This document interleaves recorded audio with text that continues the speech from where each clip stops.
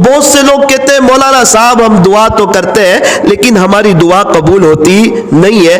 آج کی مجلس میں اس بات کو یاد رکھیں کہ دعا کے 3 پہلو ہوتے ہیں. کتنے پہلو ہوتے ہیں؟ 3. نمبر 1، یا تو قبول ہو جاتی ہے، یہاں دعا کی اور آنن فانن اللہ نے قبول فرما لی اور وہ نعمت ہم کو دے دی، اس کو کہتے ہیں دعا فوراً قبول ہو گئی. دعا کا دوسرا پہلو یہ ہے کہ بندہ دعا کچھ اور کرتا ہے اور اللہ اس کی برکت سے اس کی بہت سی مصیبتیں ٹال دیتے ہیں.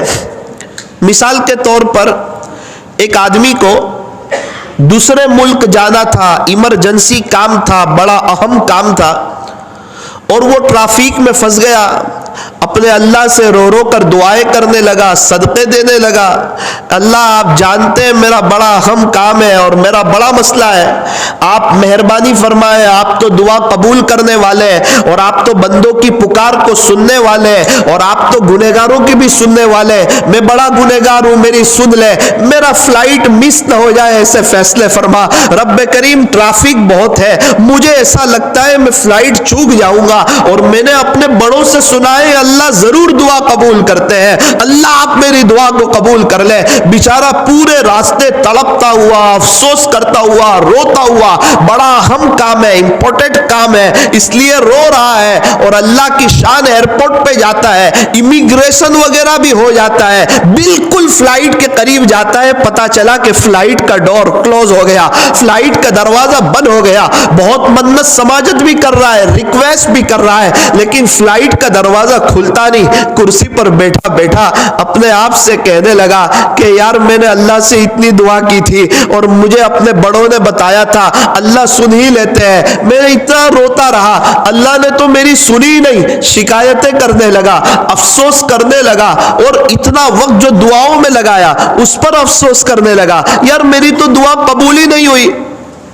اس کو بتایا ایک کام کیجئے، 5.5 گھنٹے کے بعد دوسرا فلائٹ ہے، انشاءاللہ اس میں آپ کا ہو جائے گا. اس نے کہا کوئی بات نہیں. 2 گھنٹے کے بعد ایئرپورٹ پر الاؤنس ہوتا ہے کہ وہ جو فلائٹ جو دوسرے ملک میں جا رہا تھا وہ کریش ہو گیا اور پورا ختم ہو گیا اور ٹوٹ گیا.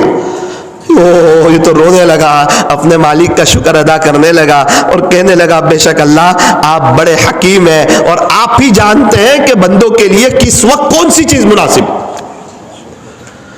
اب بتاؤ اس میں اللہ تعالیٰ نے اس کے ساتھ خیر کا معاملہ کیا یا نقصان کا معاملہ کیا؟ ہم سمجھتے اللہ سنتے نہیں، ارے صاحب سنتے ہیں. کوئی دل میں کیا سوچتا ہے نا اللہ کو وہ بھی معلوم ہے. اللہ کا قرآن کہتا ہے اِنَّهُ عَلِيمٌ بِذَاتِ الصُّدُورِ، بے شک تیرا اللہ تو سینوں کے بھیدوں کو بھی جانتا ہے. یعلم خائنۃ الْأَعْیُنِ، تیرا اللہ آنکھوں کی چوری کو بھی جانتا ہے. وَمَا تُخْفِي الصُّدُورِ، تم اپنے سینوں میں کیا بھید چھپائے ہوئے ہو اللہ کو وہ بھی معلوم ہے. کالے پہاڑ پر کالی رات میں کالی چیونٹی کے چلنے کو بھی دیکھتا ہے اور اس کی آواز کو بھی سنتا ہے. اللہ تعالیٰ تو ایسے سننے والے. اللہ کا قرآن کہتا ہے وَكَانَ اللَّهُ عَلِيمًا حَكِيمًا، اللہ تعالیٰ تو بڑے جاننے والے اور بڑے ہی حکمتوں والے. اللہ تعالیٰ ہمیں وہ نہیں دیتے جس کی ہمیں ضرورت ہے، بلکہ اللہ ہمیں وہ دیتے ہیں جس کا ہمارے لیے فائدہ مند چیز ہوتی ہے.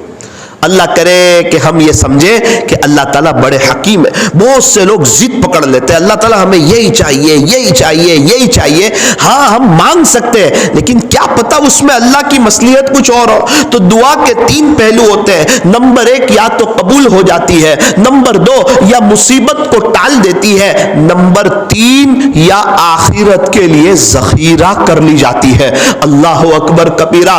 قیامت کا دن ہوگا، بندے کی جب اللہ سے ملاقات ہوگی اور اللہ تعالیٰ جب اس کو اس کے کیے ہوئے اعمالوں کی جزا دیں گے، بدلہ دیں گے، انعامات دیں گے، اس وقت اللہ فرمائیں گے میرے بندے فلاں وقت تو نے مجھ سے ایک دعا کی تھی، وہ دنیا میں وہ چیز تجھے دینا مناسب نہیں تھی، اس کے بدلے، اس دعا کے بدلے آج تجھے اتنا سب انعام دیا جا رہا ہے، فلاں دن فلاں وقت اتنے بجے اتنی سیکنڈ پر تو نے مجھ سے وہ دعا کی تھی اور وہ چیز تجھے دینا مناسب نہیں تھی، اس کے بدلے آج تجھے یہ ساری چیزیں دی جا رہی ہے، ایک ایک دعا کی چیزیں گنائی جائے گی اور اس کو انعامات دیے جائیں گے۔